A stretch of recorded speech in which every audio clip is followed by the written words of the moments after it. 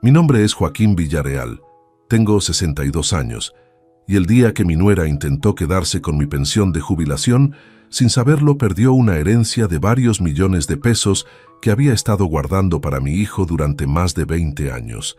Pero lo que ella nunca imaginó es que yo había estado documentando cada uno de sus movimientos financieros durante meses, esperando exactamente el momento adecuado para enseñarle la lección más cara de su vida.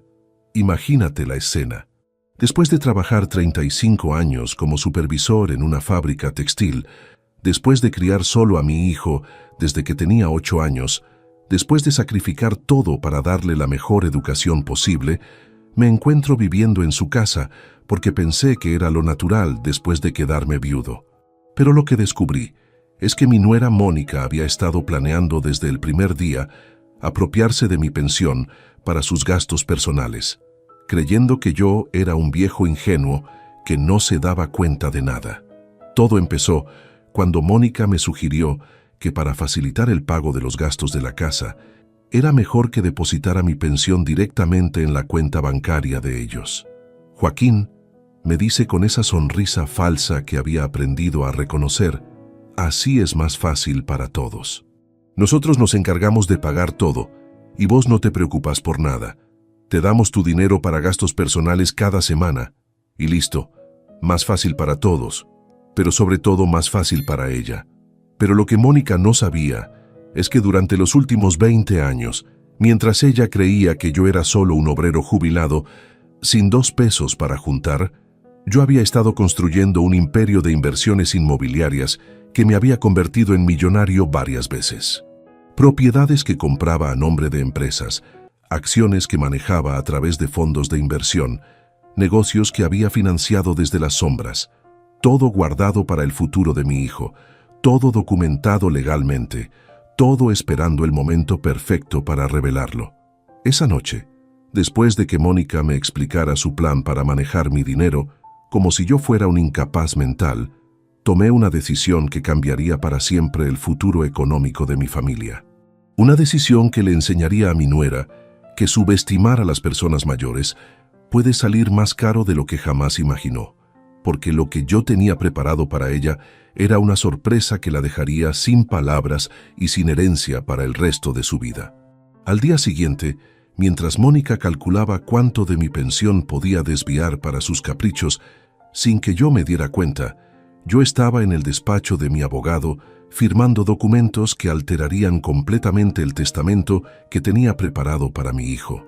Documentos que convertirían a mi nuera en la protagonista de la lección más costosa sobre respeto y honestidad que alguien haya recibido jamás. Escucha esta historia hasta el final y dime si conoces a alguien que haya intentado aprovecharse de una persona mayor pensando que no se iba a dar cuenta. Cuéntame también desde qué país me estás escuchando, porque esta lección sobre la codicia familiar vale para cualquier lugar del mundo. Para que entiendas por qué lo que hizo Mónica me dolió tanto, tengo que contarte cómo llegué a vivir en la casa de mi hijo y cómo pensé que iba a ser una experiencia familiar hermosa que terminó convirtiéndose en una pesadilla de manipulación financiera. Porque cuando decidí mudarme con ellos, tenía las mejores intenciones y las expectativas más ingenuas sobre lo que significa la familia. Mi esposa Carmen murió hace 2 años de un paro cardíaco. Fue algo inesperado, repentino, que me dejó completamente perdido después de 30 años de matrimonio. Carmen era mi compañera en todo, la que manejaba los detalles de la casa, la que organizaba las reuniones familiares, la que mantenía el contacto constante con nuestro hijo Damián. Cuando ella murió, me di cuenta de que no sabía cómo vivir solo. Damián, que tiene 30 años y está casado con Mónica desde hace 5 años, me propuso que me fuera a vivir con ellos. Papá, me dijo, la casa es grande. Tenemos un cuarto extra que podés usar como tu espacio privado y así no estás solo en esa casa llena de recuerdos tristes. Mónica también está de acuerdo. De hecho, fue idea de ella. Pensé que era un gesto hermoso de mi nuera, una muestra de que realmente me consideraba parte de su familia. Me mudé con ellos hace 1 año y 2 meses. Al principio todo parecía perfecto. Mónica me cocinaba mis comidas favoritas.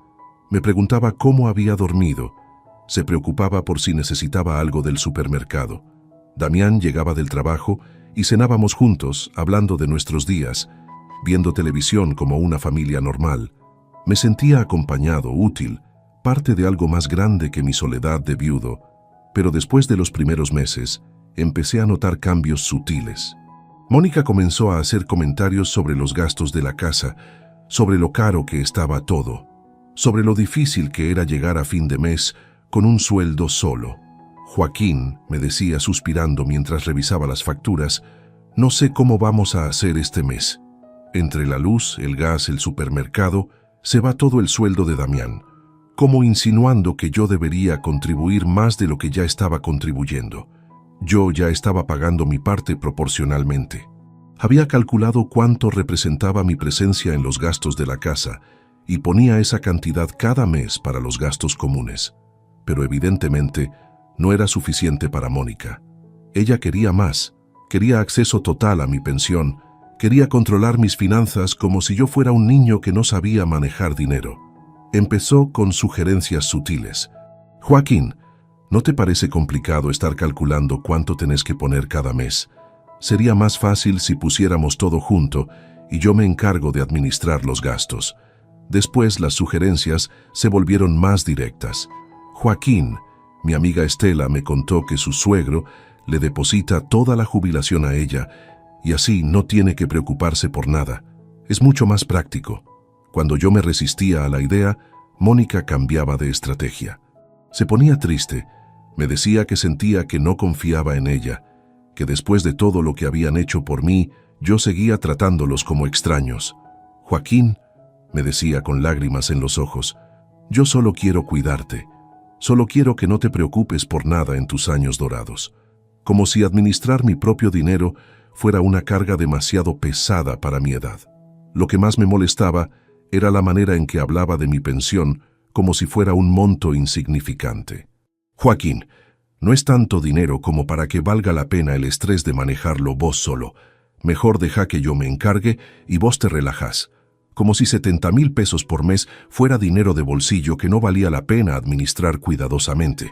Pero lo que Mónica no sabía es que esos 70,000 pesos de pensión eran solo una pequeña fracción de mis ingresos reales.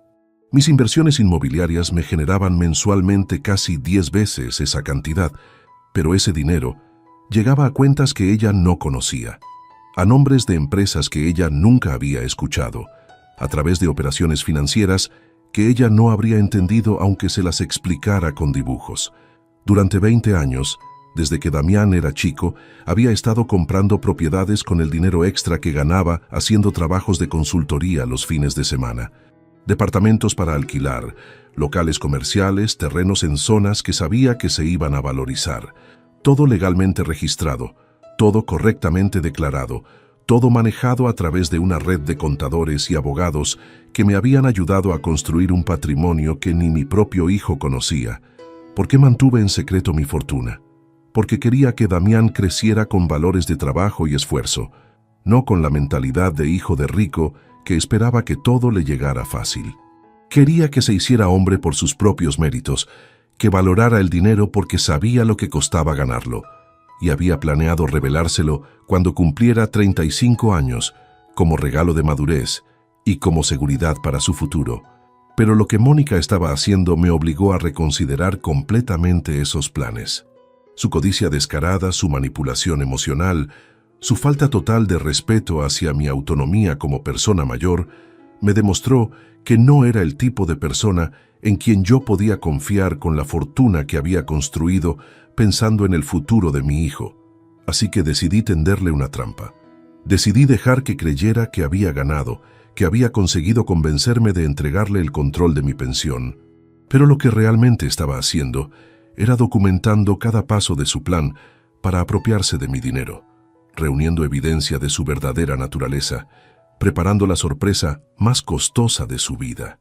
El día que finalmente acepté su propuesta de depositar mi pensión en su cuenta, Mónica no pudo ocultar su satisfacción. «Joaquín», me dijo abrazándome, «vas a ver qué tranquilo vas a estar ahora. Yo me encargo de todo, y vos solo disfrutás de tus años dorados sin preocupaciones». Pero lo que ella no sabía es que ese mismo día había firmado un nuevo testamento donde ella perdía acceso a una herencia que habría cambiado su vida para siempre. Lo que pasó en los meses siguientes fue exactamente lo que yo había anticipado, pero aún así me dolió ver confirmadas mis sospechas sobre el tipo de persona que realmente era mi nuera. Mónica no tardó ni una semana en empezar a usar mi dinero para cosas que no tenían nada que ver con los gastos de la casa. Y lo peor de todo era la manera descarada en que lo hacía, como si yo fuera demasiado viejo o demasiado tonto para darme cuenta. La primera señal fue cuando llegó a casa con una cartera nueva que costaba más de la mitad de mi pensión mensual. Cuando le pregunté de dónde había sacado el dinero, me dijo que había estado ahorrando de los gastos de la casa. Joaquín, me explicó, cuando uno administra bien el dinero, siempre sobra algo. Como si yo fuera tan ingenuo de creer que ahorrando en verduras se podía comprar una cartera de cuero importado. La segunda señal fue cuando empezó a salir más seguido con sus amigas a restaurantes caros. Joaquín, me decía, necesito relajarme un poco. Cuidarte a vos y manejar la casa es muy estresante. Estas salidas son necesarias para mi salud mental, como si cuidarme fuera un trabajo de tiempo completo que mereciera recompensas costosas pagadas con mi dinero. La tercera señal fue cuando empezó a hacer planes para redecorar la casa. Joaquín, me anunció un día, vamos a cambiar los muebles del living. Los que tenemos son muy viejos y dan mala impresión cuando vienen visitas. Como si gastar mi pensión en muebles nuevos fuera una inversión familiar necesaria y no un capricho personal pagado con dinero ajeno. Pero la gota que rebalsó el vaso fue cuando descubrí que había empezado a darle dinero a su hermana menor para que se comprara ropa. Joaquín, me dijo cuando la confronté, Silvana está pasando por un momento difícil económico. Es solo temporal hasta que consiga trabajo. Como si mi pensión fuera un fondo de asistencia social para toda su familia. Cada vez que yo le reclamaba por estos gastos, Mónica tenía una excusa perfecta. Siempre era algo necesario, siempre era algo temporal, siempre era algo que yo no entendía porque no estaba acostumbrado a administrar una casa moderna. Me hablaba como si fuera un viejo chocho que no entendía cómo funcionaba el mundo contemporáneo. Lo más humillante era cuando llegaba Damián del trabajo y yo trataba de contarle lo que estaba pasando. Mónica inmediatamente se adelantaba con su versión de los hechos. Damián, tu papá está confundido otra vez. Cree que gasté de más, pero todo lo que compré era necesario para la casa. Pobrecito, creo que la edad le está afectando la memoria. Como si yo fuera un viejo senil que inventaba problemas donde no los había. Damián, que trabajaba 10 horas por día y llegaba cansado, generalmente le creía a su esposa sin cuestionar los detalles. Papá, me decía, Mónica se encarga de todo. Si ella dice que era necesario, entonces era necesario. No te preocupes tanto por el dinero. ¿Para qué querés plata a tu edad si tenés todo lo que necesitas? Como si tener 62 años me descalificara automáticamente para administrar mis propias finanzas.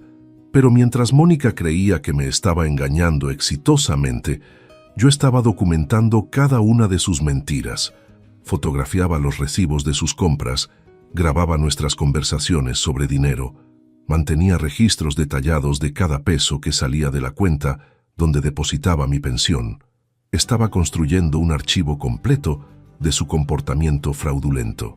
También estaba reevaluando completamente mi opinión sobre Damián. Ver cómo elegía creerle ciegamente a su esposa en lugar de escuchar a su padre me dolía profundamente. Ver cómo asumía que yo estaba confundido o senil en lugar de investigar lo que realmente estaba pasando me demostró que había fallado como padre en enseñarle valores básicos de respeto familiar. Después de 6 meses de documentar el comportamiento de Mónica, decidí que era hora de revelar la verdad. Pero no iba a ser una revelación cualquiera. Iba a ser una lección tan impactante que ninguno de los dos la iba a olvidar jamás. Una lección que les enseñaría el costo real de la codicia y la falta de respeto hacia las personas mayores. El día que elegí para la revelación fue el cumpleaños de Damián. Mónica había organizado una cena familiar para celebrar, invitando a sus padres, hermanos y amigos más cercanos. Era la oportunidad perfecta para hacer mi anuncio frente a testigos, para asegurarme de que todo el mundo entendiera exactamente lo que había estado pasando en esa casa durante meses. Durante la cena, cuando llegó el momento de los brindis, pedí la palabra. Quiero aprovechar este momento tan especial, dije, para hacer algunos anuncios importantes sobre el futuro de esta familia. Anuncios que van a sorprender a algunas personas más que a otras. Mónica sonreía confiada, pensando que iba a anunciar algún regalo especial para Damián o alguna decisión sobre mi testamento que los favoreciera. Primero, dije, quiero agradecerle a Mónica por enseñarme cosas muy importantes sobre la administración del dinero. Gracias a ella, aprendí que cuando uno confía ciegamente en otra persona con sus finanzas, esa persona puede tomar decisiones muy creativas sobre cómo usar ese dinero. Mónica seguía sonriendo, pero ya había algo en su expresión que indicaba que empezaba a sospechar que la conversación no iba en la dirección que esperaba. Segundo, continué, quiero compartir con ustedes algunos números interesantes. En los últimos 6 meses, mi pensión de 70,000 pesos mensuales se usó de maneras muy creativas. 40,000 pesos en carteras, zapatos y ropa para Mónica. 25,000 pesos en salidas a restaurantes y entretenimientos. 15,000 pesos en regalos para familiares de Mónica. Y solo 30,000 pesos en gastos reales de la casa. La sonrisa de Mónica había desaparecido completamente. Tercero, seguí, quiero contarles sobre algunas propiedades que he estado manejando durante los últimos 20 años. Propiedades que compré pensando en el futuro de mi hijo, pero que ahora voy a tener que reconsiderar debido a lo que he aprendido sobre los valores familiares en esta casa. Saqué de mi bolsillo una carpeta con documentos que había preparado especialmente para esta ocasión. Esta carpeta, dije mostrándosela a todos los presentes, contiene las escrituras de 17 propiedades inmobiliarias ubicadas en diferentes zonas de la ciudad. Departamentos, locales comerciales, terrenos. El valor total de estas propiedades, según la tasación más reciente, es de aproximadamente 8 millones de pesos. 8 millones de pesos que había estado guardando como herencia para Damián. El silencio que siguió fue tan denso que se podía cortar con un cuchillo. Mónica había palidecido completamente. Damián me miraba como si me hubiera vuelto loco. Los otros invitados no sabían si lo que estaba diciendo era una broma o una revelación real, pero yo seguía hablando como si estuviera comentando el estado del tiempo. Cuarto, continué, debido a los eventos de los últimos meses, he tomado la decisión de modificar sustancialmente mi testamento. En lugar de dejar estas propiedades como herencia familiar, he decidido donar el 70% del patrimonio a instituciones que trabajan con adultos mayores que han sido víctimas de abuso financiero por parte de sus familias. El 30% restante quedará en fideicomiso para futuros nietos, bajo condiciones muy específicas. Mónica se puso de pie como si hubiera recibido una descarga eléctrica. «Joaquín, ¿qué estás diciendo?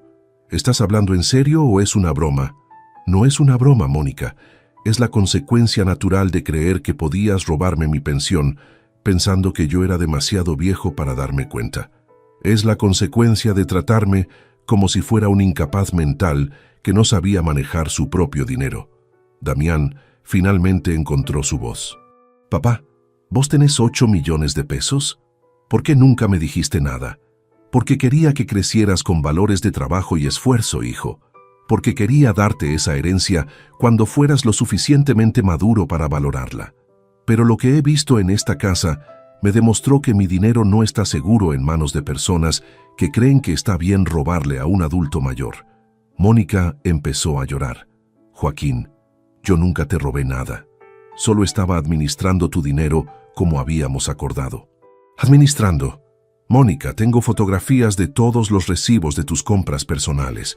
Tengo grabaciones de nuestras conversaciones donde me mentiste sobre los gastos. Tengo documentación completa de cómo usaste mi pensión para tu beneficio personal durante 6 meses seguidos». Saqué mi teléfono y empecé a mostrar las fotos que había estado tomando durante meses. «Esta es la cartera de 50,000 pesos que compraste la primera semana. Estos son los recibos de los restaurantes donde fuiste con tus amigas. Este es el comprobante de transferencia a tu hermana. Todo documentado, todo con fechas, todo con tu firma en la tarjeta que usaste con mi dinero». Los padres de Mónica Estaban horrorizados. Su madre se acercó a ella y le preguntó si era verdad lo que yo estaba diciendo. Mónica intentó negarlo, pero la evidencia era demasiado clara. Su padre me pidió disculpas en nombre de toda la familia. Don Joaquín, nosotros no sabíamos nada de esto. Si hubiéramos sabido que Mónica estaba haciendo estas cosas, habríamos intervenido inmediatamente.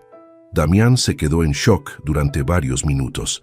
Después se acercó a mí y me preguntó si realmente había perdido una herencia de 8 millones de pesos por culpa del comportamiento de su esposa.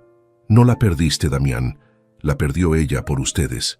Porque cuando decidiste creerle ciegamente a tu esposa, en lugar de escuchar a tu padre, cuando asumiste que yo estaba confundido, en lugar de investigar lo que realmente pasaba, te convertiste en cómplice de su comportamiento.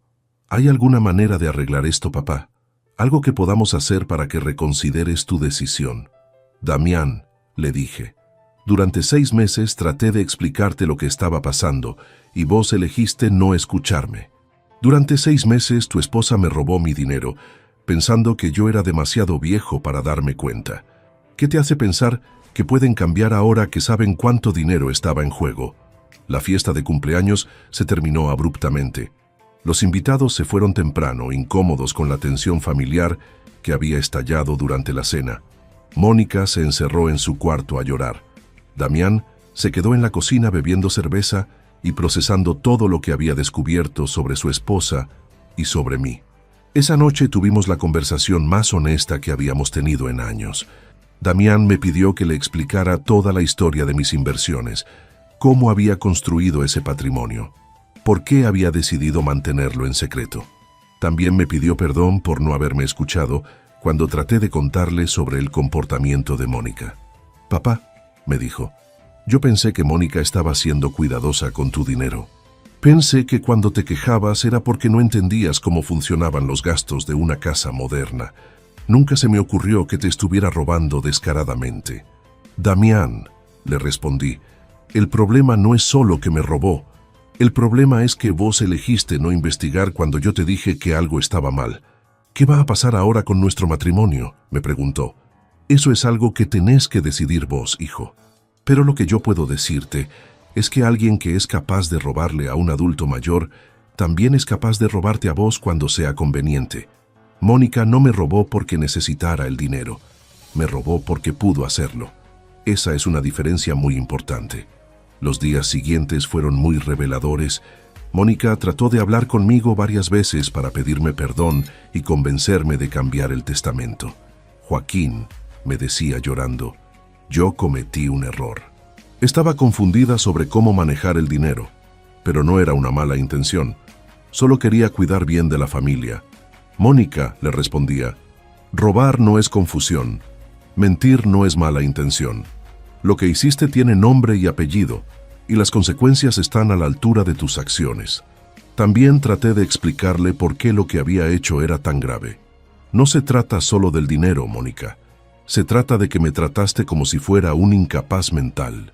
Se trata de que creíste que podías manipularme porque soy mayor. Se trata de que no me viste como persona, sino como una fuente de ingresos que podías explotar. Eso no se arregla con disculpas. Damián también tuvo que enfrentar algunas verdades dolorosas sobre su matrimonio. Descubrió que Mónica había estado mintiendo sobre muchas otras cosas, no solo sobre mi dinero. Descubrió que había estado gastando más de lo que ganaba él, cubriendo los faltantes con mi pensión. Descubrió que había estado viviendo un nivel de vida que no correspondía con sus ingresos reales, financiado con dinero robado. Un mes después de la revelación, Damián tomó la decisión de separarse de Mónica. No fue una decisión fácil, pero me dijo que no podía seguir casado con alguien que era capaz de robarle a su propio suegro.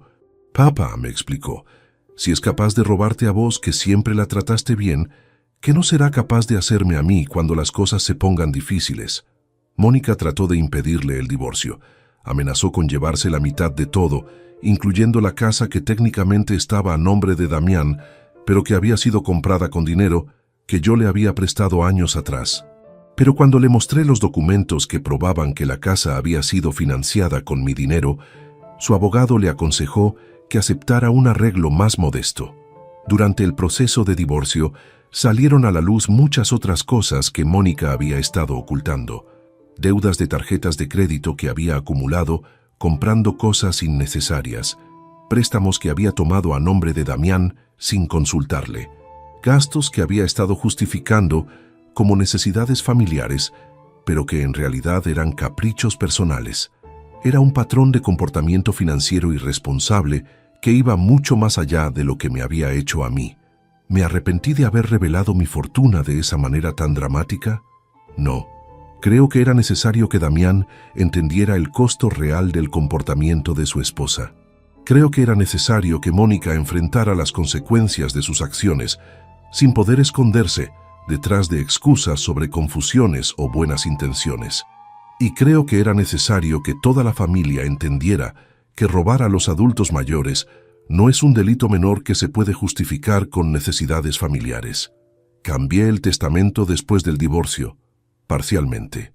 Le devolví a Damián el 30% que había destinado para futuros nietos, pero mantuve la donación del 70% a instituciones de caridad. Le expliqué que aunque había demostrado que era capaz de tomar decisiones correctas cuando se enfrentaba a la verdad, el daño que me había hecho ignorando mis denuncias durante meses no se podía borrar completamente. Damián lo entendió. «Papá», me dijo, «vos tenés derecho a hacer lo que quieras con tu dinero. El hecho de que me dejes algo después de todo lo que pasó ya es más generoso de lo que me merezco. Lo importante es que aprendí una lección que no voy a olvidar nunca, que hay que escuchar a la familia, especialmente cuando te están advirtiendo sobre algo importante». 6 meses después del divorcio, Damián conoció a una mujer muy diferente a Mónica. Se llama Laura, es enfermera, tiene 32 años y 2 hijas de un matrimonio anterior. Cuando me la presentó, lo primero que me preguntó fue sobre mi salud y mi bienestar, no sobre mis finanzas o mis propiedades. Era claro que había aprendido a valorar las cualidades correctas en una pareja. Laura y yo desarrollamos una relación muy buena desde el principio. Ella entendía que yo era una persona independiente, que no necesitaba ser cuidada como un niño, pero que sí apreciaba la compañía familiar y el respeto mutuo. Cuando se mudó con nosotros, insistió en que cada uno mantuviera sus finanzas separadas y que contribuyéramos proporcionalmente a los gastos comunes según nuestros ingresos. Un año después de conocer a Laura, Damián me preguntó si estaría dispuesto a reconsiderar el testamento si él se casaba con ella. Me explicó que habían estado hablando sobre el futuro, sobre la posibilidad de tener hijos juntos, sobre la importancia de construir una seguridad económica para la familia blended que estaban formando. Le dije que estaba dispuesto a considerar cambios al testamento, pero que cualquier herencia estaría sujeta a condiciones muy específicas. Primero, que Laura firmara un acuerdo prenupcial que protegiera las propiedades familiares en caso de divorcio. Segundo, que ambos asistieran a cursos sobre administración financiera responsable.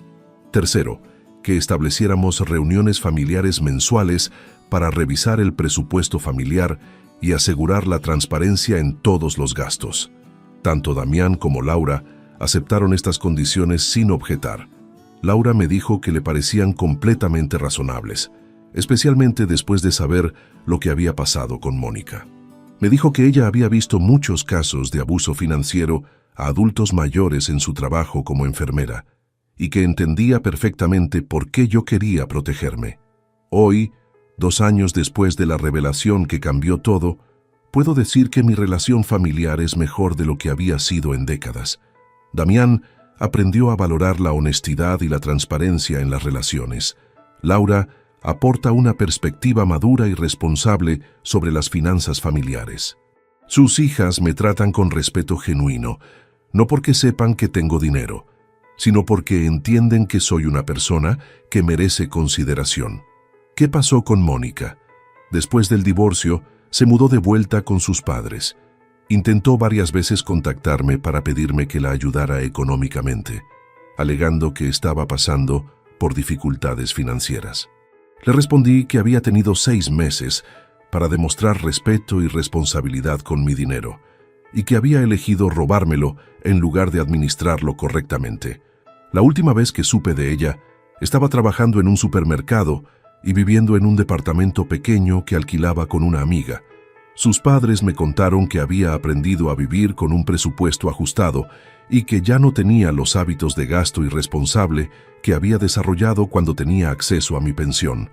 Era una lección cara pero necesaria. ¿Me arrepiento de haber tomado decisiones tan drásticas? No. Creo que era necesario que tanto Mónica como Damián entendieran que el abuso financiero hacia adultos mayores tiene consecuencias reales y permanentes. Era necesario que aprendieran que la confianza, una vez rota, no se recupera automáticamente con disculpas.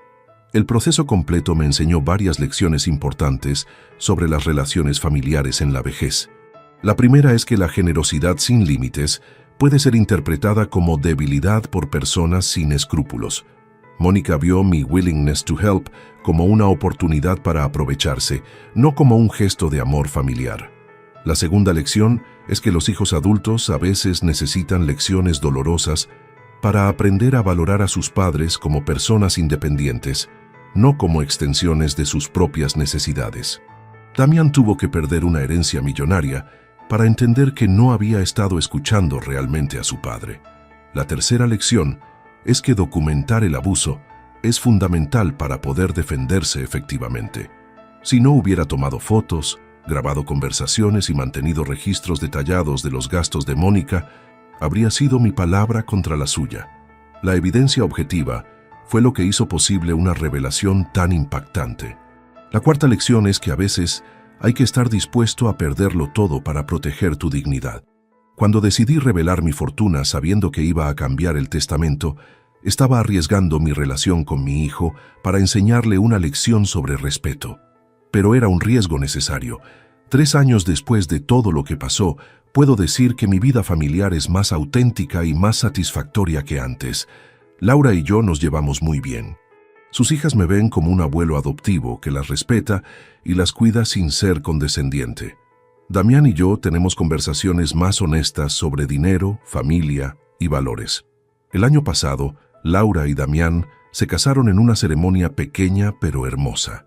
Durante su discurso, Damián habló sobre las lecciones que había aprendido de todo lo que pasó con Mónica. Habló sobre la importancia de escuchar a la familia, sobre el valor de la honestidad financiera, sobre el respeto que merecen los adultos mayores. Durante mi propio discurso en la boda, hablé sobre la importancia de las segundas oportunidades ganadas, no regaladas. Le dije a Damián que estaba orgulloso de cómo había manejado las consecuencias de sus errores anteriores, y le dije a Laura que valoraba su integridad y su respeto hacia nuestra familia. Después de la boda, modifiqué el testamento una vez más.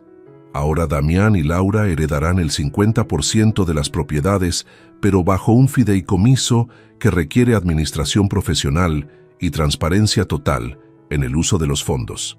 El otro 50% sigue destinado a instituciones de caridad que trabajan con adultos mayores. ¿Por qué mantengo ese 50% para caridad? Porque quiero que mi dinero haga una diferencia para adultos mayores que no tienen la suerte que yo tuve de poder defenderse del abuso financiero. Porque quiero que mi experiencia sirva para proteger a otras personas que están en situaciones similares a la que yo viví. También porque quiero que Damián y Laura entiendan que la herencia que van a recibir no es un derecho, sino un privilegio que viene con responsabilidades. Responsabilidades hacia la familia, hacia la comunidad, hacia las personas más vulnerables que necesitan protección. El mes pasado recibí una llamada que me llenó de orgullo. Era de la directora de una de las instituciones a las que he estado donando dinero regularmente. Me contó sobre un caso que habían resuelto gracias a los fondos que yo había aportado. Una mujer de 70 años que había sido víctima de abuso financiero por parte de su propio hijo y que había logrado recuperar su independencia gracias al apoyo legal y económico que habían podido brindarle. Esa llamada me confirmó que las decisiones dolorosas que tomé 3 años atrás habían valido la pena. No solo habían protegido mi dignidad y enseñado lecciones importantes a mi familia, sino que también estaban ayudando a otras personas en situaciones similares. Hace 2 semanas, Laura me contó que está embarazada. Va a ser el primer nieto biológico que tendré, y me emociona la posibilidad de ser abuelo de una manera completamente diferente a como fui suegro de Mónica. Este niño va a crecer en un ambiente de transparencia financiera, respeto intergeneracional y valores sólidos. Damián me preguntó si estaba dispuesto a considerar cambios adicionales al testamento ahora que van a tener un hijo. Le dije que estaba abierto a discutirlo, pero que cualquier cambio dependería de cómo manejaran sus responsabilidades como padres durante los primeros años del bebé. No es desconfianza, le expliqué, es prudencia basada en experiencia. He aprendido que las mejores intenciones no son suficientes si no están respaldadas por acciones consistentes. Quiero ver cómo crían a este niño, qué valores le transmiten, cómo manejan las presiones económicas de la paternidad. La semana pasada tuvimos nuestra reunión familiar mensual para revisar el presupuesto. Es algo que implementamos después de todo lo que pasó, para mantener la transparencia que nos faltó durante los meses con Mónica. Laura presenta los gastos del mes, Damián explica sus ingresos y proyecciones, y yo aporto mi perspectiva sobre planificación financiera a largo plazo. Durante esa reunión discutimos los gastos adicionales que va a representar el bebé: pañales, ropa, pediatra, guardería cuando Laura vuelva al trabajo. Calculamos que van a necesitar unos 20,000 pesos adicionales por mes durante los primeros años. Les ofrecí cubrirles esa diferencia, pero bajo condiciones claras: recibos de todos los gastos, revisión mensual del presupuesto del bebé y mi participación en las decisiones importantes sobre su educación y cuidado. Tanto Damián como Laura aceptaron estas condiciones sin objetar. De hecho, Laura me dijo que le parecía una manera muy responsable de manejar el apoyo intergeneracional.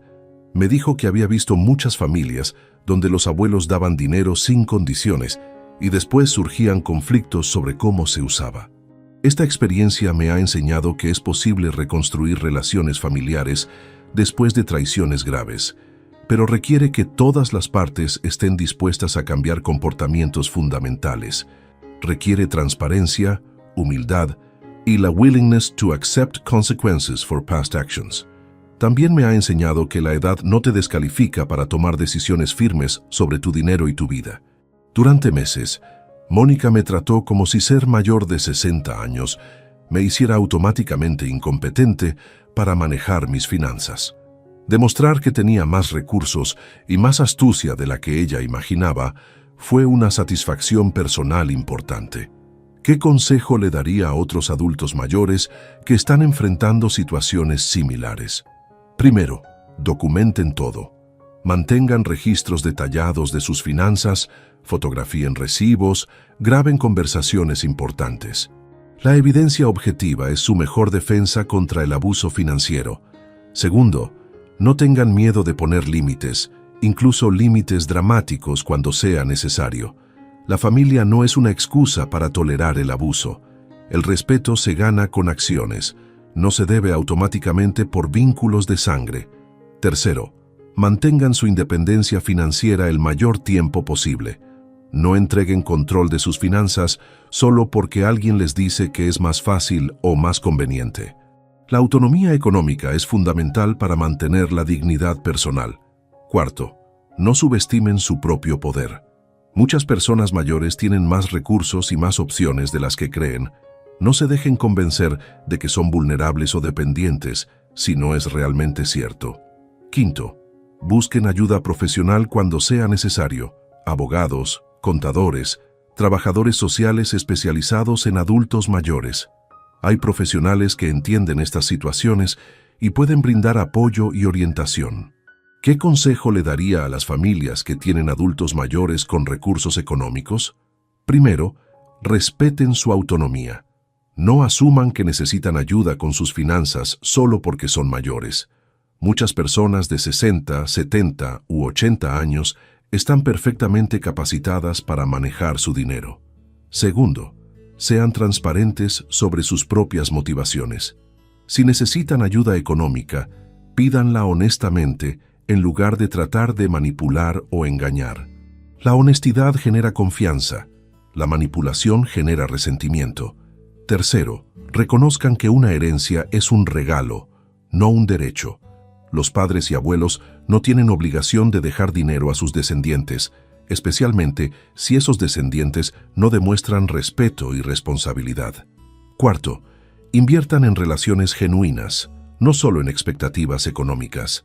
Los adultos mayores valoran el tiempo, la atención y el respeto mucho más que las promesas sobre herencias futuras. Hoy, a los 65 años, me siento más seguro y más respetado en mi propia familia de lo que me había sentido en décadas. No es perfecto, ninguna familia lo es, pero es honesto. Es una familia donde se habla claramente sobre dinero, donde se respetan los límites, donde se valoran las personas por lo que son, no solo por lo que pueden aportar económicamente. El próximo mes vamos a celebrar mi cumpleaños número 66. Laura está organizando una cena familiar, pero esta vez me pidió mi opinión sobre todo. El menú, los invitados, el lugar. Es un contraste total con la manera en que Mónica organizaba eventos familiares, donde yo era informado de las decisiones después de que ya estaban tomadas. Damián me dijo la semana pasada que quiere que el bebé lleve mi nombre como segundo nombre, Joaquín Eduardo, en honor a su abuelo, que le enseñó la importancia de defender la dignidad personal. Me emocioné mucho con ese gesto, porque me demostró que realmente había aprendido las lecciones importantes de todo lo que pasamos. ¿Vale la pena pasar por una experiencia tan dolorosa para llegar a este punto? Difícil pregunta. Preferiría haber tenido una nuera honesta desde el principio, obviamente, pero dado que eso no fue posible, estoy contento de haber tenido el coraje de enfrentar la situación antes de que empeorara. ¿Qué habría pasado si no hubiera documentado el comportamiento de Mónica? Probablemente habría seguido robándome durante años, cada vez con más descaro. Probablemente habría convenido a Damián de que yo estaba perdiendo capacidades mentales. Probablemente habría terminado completamente aislado y financieramente abusado en mi propia familia. ¿Qué habría pasado si no hubiera tenido recursos económicos para protegerme? Esa es la pregunta que más me preocupa, porque sé que muchos adultos mayores están en exactamente esa situación. Dependen económicamente de familias que los maltratan y no tienen opciones para defenderse. Por eso es tan importante el trabajo de las instituciones de caridad que apoyo. La experiencia me cambió como persona. Me hizo más cauteloso, pero también más consciente de mi propio valor. Me enseñó que la edad no es sinónimo de vulnerabilidad, que la experiencia puede ser una forma de poder, que la sabiduría incluye saber cuándo ser generoso y cuándo protegerse. También me enseñó la importancia de las redes de apoyo independientes. Durante los meses que duró el abuso de Mónica, yo no tenía con quién hablar sobre lo que estaba pasando. Todos mis amigos cercanos habían muerto o se habían mudado. Mi círculo social se había reducido a mi familia inmediata, lo que me hacía más vulnerable a la manipulación. Ahora mantengo amistades con otros adultos mayores, participo en actividades comunitarias, tengo conversaciones regulares con profesionales que entienden estos temas. Tengo una vida social más rica y más independiente, lo que me da perspectiva sobre las dinámicas familiares. ¿Extraño algo de mi vida anterior? Extraño la inocencia de creer que la familia automáticamente te protege y te respeta.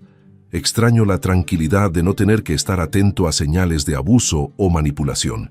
Pero no extraño la vulnerabilidad de depender completamente de la buena voluntad de otros para mi bienestar. Recomendaría mi experiencia a otros.